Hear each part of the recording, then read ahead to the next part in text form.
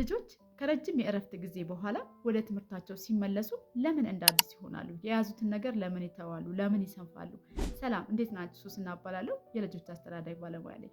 ይህ ቪዲዮ ለወላጆች ብቻ ሳይሆን ለመምህራኖችም ይጠቅማል ብዬ አስባለሁ። ምክንያቱም ብዙ ጊዜ ልጆች ከእረፍት ሲመለሱ የያዙትን ነገር ረሱ፣ እንደ አዲስ ሆኖ ብለው መምህራኖች ኮምፕሌን ሲያቀርቡ ስለምሰማቸው ነው ማለት ነው። ታዲያ ልጆች እንደዛ የሚሆኑበት ምክንያት ምንድን ነው? መፍትሄውስ ምንድን ነው? በዚህ ቪዲዮ የምታገኙት ይሆናል። እስከ ቪዲዮ መጨረሻ ድረስ መከታተላችሁን እንዳትረሱ። አንደኛው ምክንያት የመደበኛ ልማድ መቋረጥ። በተለይ የእረፍት ጊዜያቸው ላይ ከሆኑ ልጆች የመደበኛ ልማድ ይቋረጣል ወይም ደግሞ ይቀያየራል። ይህም ማለት ምንድነው? ከእንቅልፍ መነሻ ሰዓታቸው፣ የቁርስ ሰዓታቸው፣ የጨዋታ የጥናት ጊዜያቸው ይቀያየራል። ሰው እንደ በፊት ሬጉላርሊ ያንን ነገር የሚያደርጉት ከሆነ በተመሳሳይ ሰዓት የሚያደርጉት ከሆነ ክረምት ላይ ወይም ደግሞ እረፍት ላይ ከሆኑ ግን ያ ነገር ይቀያየራል። አርፍደው ሊነሱ ይችላሉ፣ አርፍደው ሊበሉ ይችላሉ፣ ብዙ ሰዓት ሊጫወቱ ይችላሉ። ሰው ይሄ ነገር ስለሚቀያየር በተለይ ኬጂ ላይ ያሉ ልጆች ከሆኑ እንደ አዲስ ያደርጋቸዋል ማለት ነው።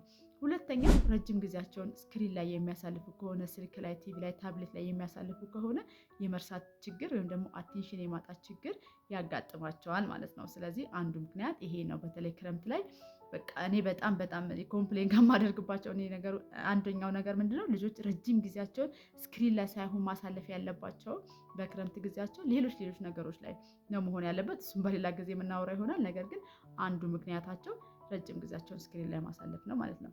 ሶስተኛው ለርኒንግ ሎስ ወይም ደግሞ ይሄ የመማር ክህሎት ማጣት። ይህ ምንድነው? ሁል ጊዜ ፕራክቲስ የማያደርጉ ከሆነ ያንን ነገር ሎስ ያደርጉታል።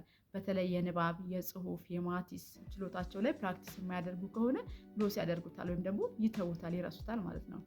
አራተኛው እኛ ወላጆች ሃይ ኤክስፔክት ስናደርግ፣ ወላጆች ብቻ አይደለንም መምህራኖችም ሃይ ኤክስፔክቴሽን መጠበቅ የለብንም፣ በተለይ ከእረፍት ሲመለሱ። ምክንያቱም እንዳልኳቸው እነዚህ ሁሉ ነገሮች ስለሚቀያየሩ እረፍት ላይም ስለነበሩ ሃይ ኤክስፔክት በማድረግ የልጆችን አይምሮ የሚጎዳ ነገር መናገር። ለምሳሌ ድሮ ጎበዝ ነበርክ አንደኛ ሴሚስተር ላይ፣ አሁን ምን ሆነ ነው? ኬጂ ዋን ላይ ጎበዝ ነበርክ፣ ኬጂ ቱ ላይ ጎበዝ ነበርክ፣ አሁን ላይ ምን ሆነ ነው እንደዚህ ሆንክ፣ ወደኋላ የተመለስከው ብለን በምንናገርበት ጊዜ ልጆች እንደውም ወደኋላ የመመለስ የመደንገጥ ነገር ይኖራቸዋል ማለት ነው። ስለዚህ እንደዚህ ማድረጋችንን ማቆም ይኖርብናል ማለት ነው። ታዲያ በምን መንገድ እናግዛቸው ወይም ደግሞ ሙሉ ለሙሉ ሎስ እንዳያደርጉ እንዴት እናግዛቸው? ለወላጆች የሚሆን ቲፕ ልንገራችሁ። አንደኛው በተለይ የክረምት እረፍት ላይ ከሆኑ ምን ማድረግ አለብን? ትምህርት ከመጀመራቸው ከ1 ሳምንት ወር ከ2 ሳምንት በፊት ጥናት ወይም ትምህርት እንዲጀምሩ ማድረግ ይኖርብናል ማለት ነው። ሁለተኛው ሲያጠኑ ወይም ደግሞ ሲማሩ እንደ መደበኛ ሰዓት ረጅም ሰዓት መሆን የለበትም። ሲያጠኑ ለተወሰነ ሰዓት ወይም ደግሞ ለአጭር ሰዓት እንዲያጠኑ ማድረግ ይኖርብናል ማለት ነው። ሶስተኛው በተለይ ኬጂ ላይ ያሉ ልጆች ከሆኑ የሚቀራረቡ አይነት ጥናቶችን እንዲያጠኑ ወይም ደግሞ ንባቦችን እንዲያነቡ ማድረግ።